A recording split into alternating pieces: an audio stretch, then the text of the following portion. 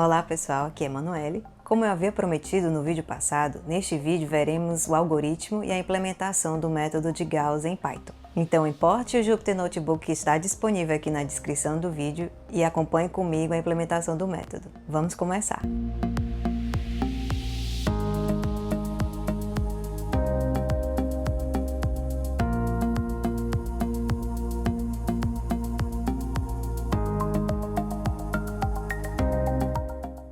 Olá pessoal, vamos dar início à parte 2 do módulo 2 no método da eliminação de Gauss com as implementações.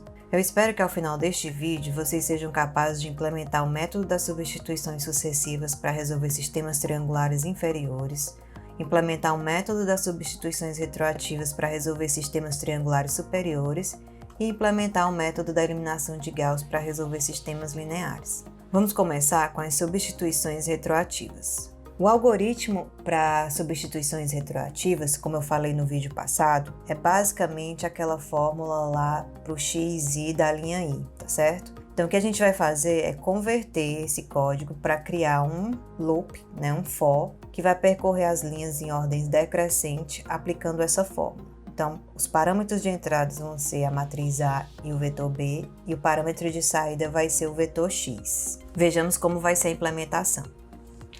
Então vamos lá, vamos abrir aqui o notebook.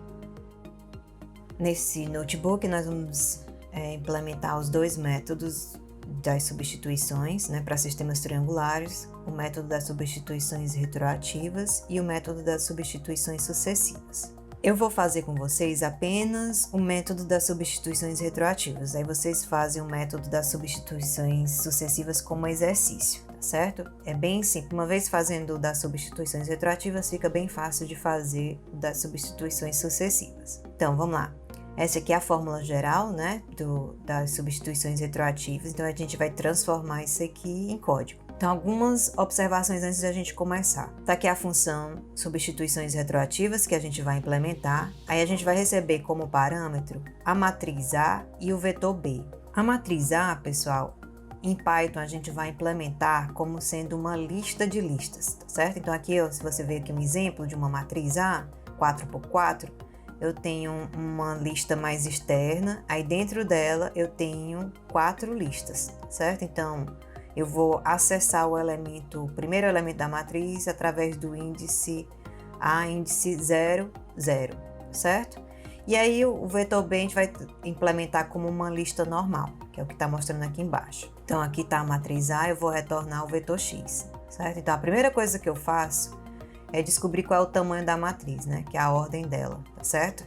E aí eu uso a função len. Então, eu aplicando a função len a uma matriz, a uma lista de listas, ele vai me retornar o número de listas que essa matriz contém, ou seja, seria o número de linhas, tá certo? Então aqui, como é uma matriz quadrada, então basta a gente olhar para o número de linhas que a gente vai saber que é o mesmo número de colunas. Então aqui a ordem n eu calculo dessa maneira. Depois eu vou inicializar o meu vetor x, que é o que eu vou retornar, tá certo?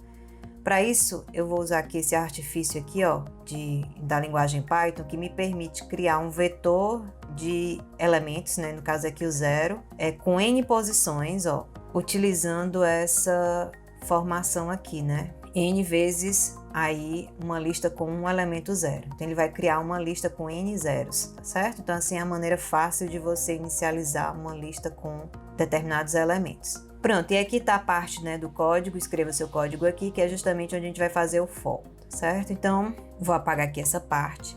E a gente vai ver aqui em cima, na linha i, eu vou fazer esse cálculo aqui. O i vai variando de n até 1.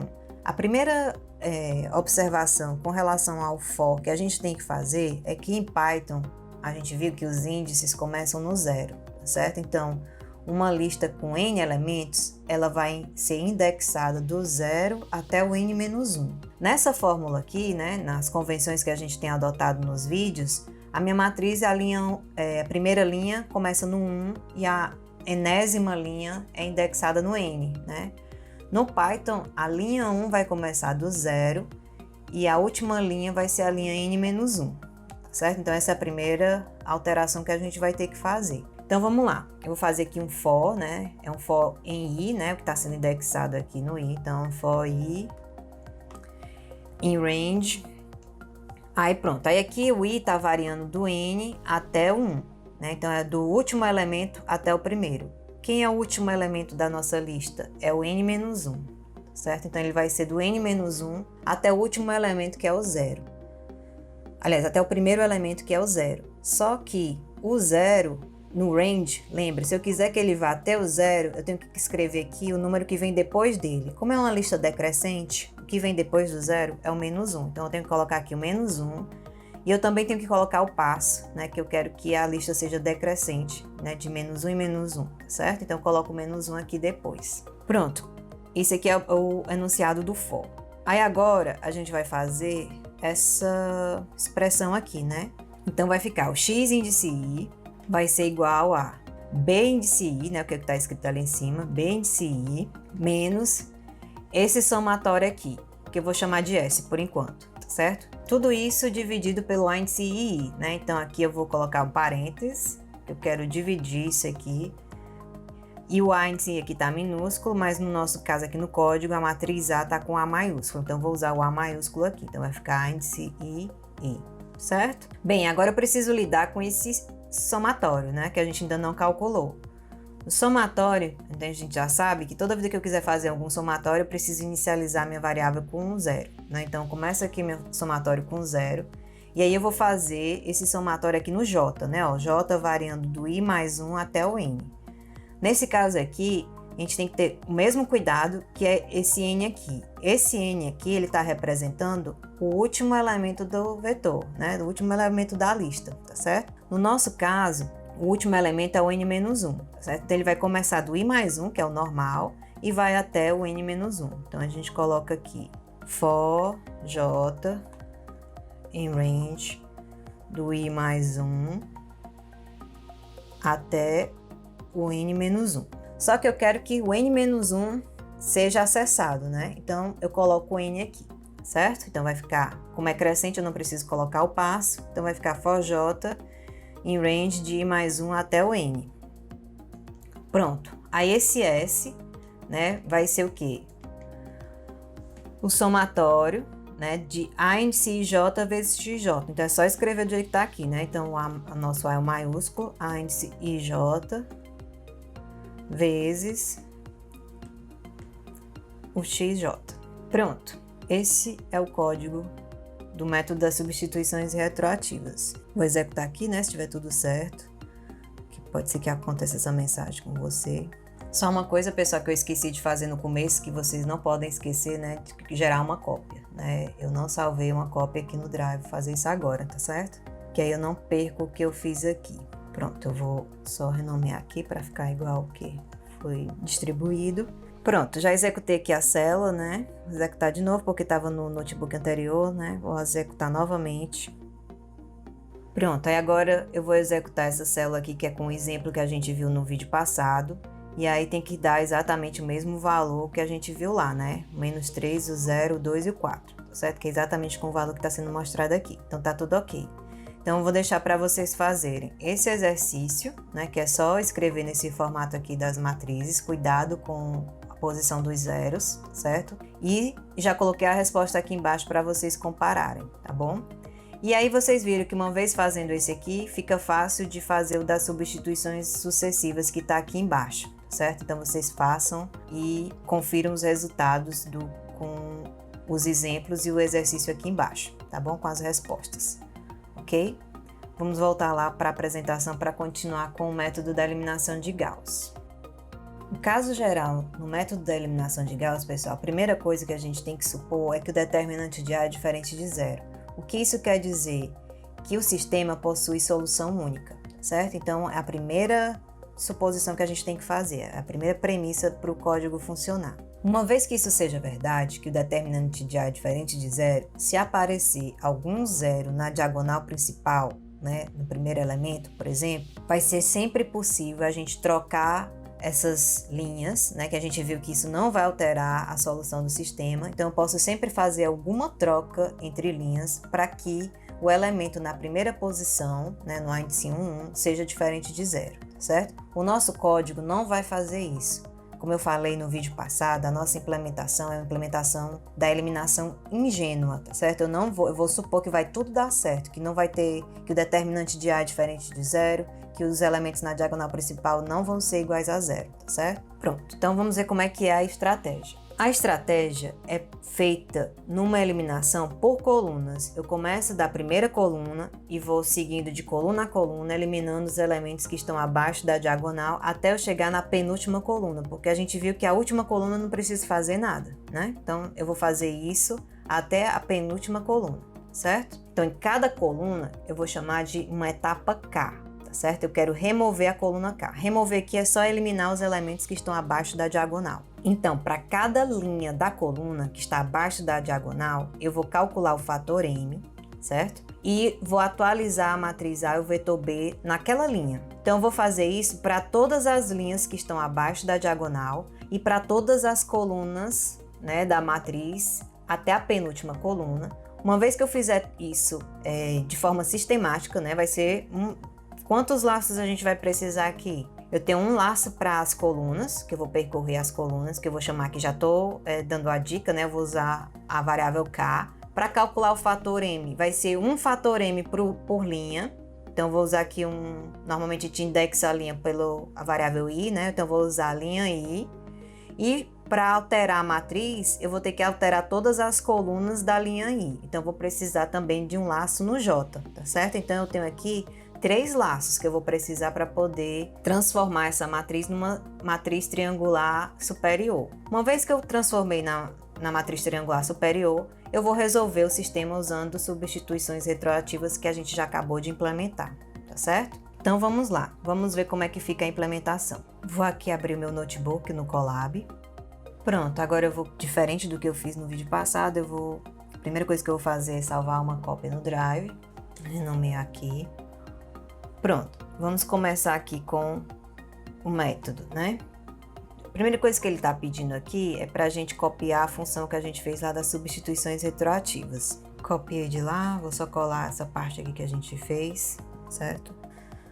Vou executar aqui só para ele ir conectando ao kernel, inicializando o kernel. Então vamos lá, seguir a estratégia que a gente viu no vídeo, né? Então, o que ele estava falando lá, né? Para cada etapa K, e em cada linha I, eu vou calcular o fator M, vou atualizar a linha I da matriz, percorrendo todas as colunas J, depois eu vou atualizar o vetor B na linha I, e depois eu vou zerar o elemento A, índice I e K.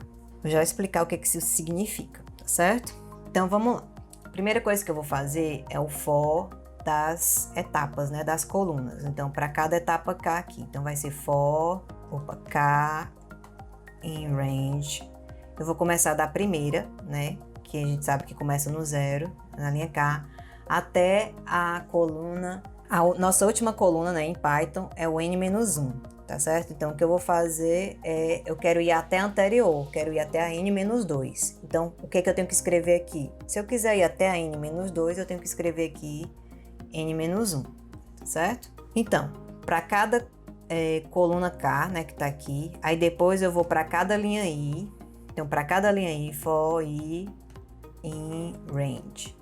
Onde é que eu vou começar a linha I, né? Eu quero para cada linha I da matriz que está abaixo da diagonal principal. Qual é a letra aqui, a variável que me indica qual é a linha e a coluna da diagonal principal? Olha, se eu estou na coluna K, o elemento da diagonal principal está na posição indexada por KK, né? Então, aqui eu vou colocar for range, né? Que aí eu quero começar da linha de baixo da diagonal. Eu sei que a diagonal está na linha K, então eu quero começar do K mais 1. Então, a partir do K mais 1 até... K mais 1 até a última linha, né? A minha última linha, a gente sabe que está na posição n-1. Então, se eu quiser chegar até o n-1, eu tenho que escrever um n aqui, certo? Pronto, esse é o for do I. Aí, o que eu tenho que fazer? Calcular o fator M.